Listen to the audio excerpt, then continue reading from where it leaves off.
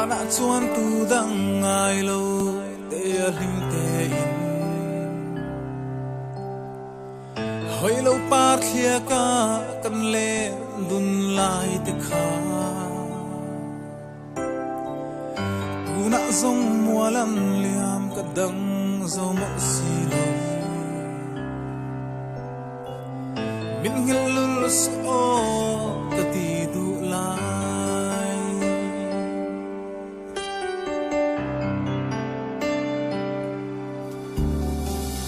leng dang va pom ta la eng tin nge ka tua ram tin lai zo chum yang hian mo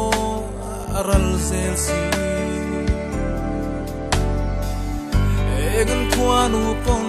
hetia tura min duan le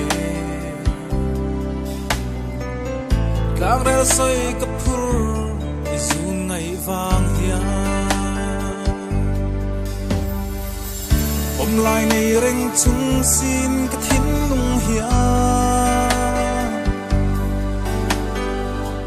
yan san le zai che a rel thei lo will big so ang che o kan tiam thu ti song te rin om te in lo mang che o ka ti du la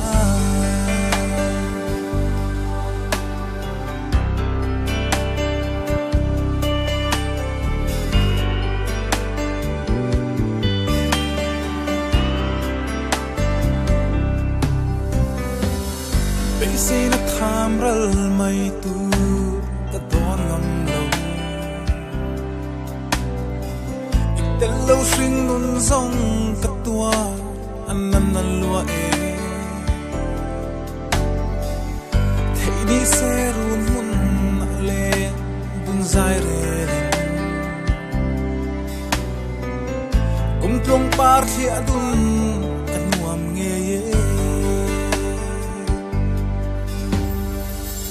om lai nei reng chung sin ka thin lung hian yan san le zai che a rel thei lo hil big so ang che o kan tiam thu ti song te rin om te in lo mang che o ka ti du la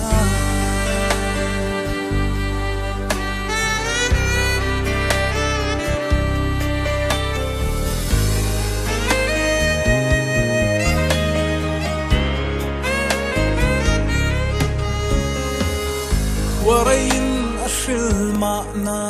tin ka ngak thi ma se ma lo mayan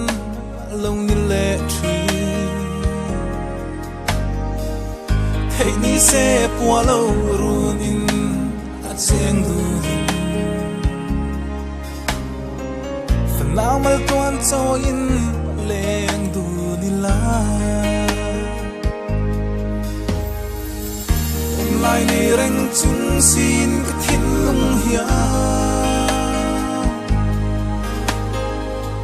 yan san le zai che a rel thei lo ngil big su ang che o kan tiam thu ti zong te rin om te in lo mang che o ka ti du la vong ze lang o kan tiam thu di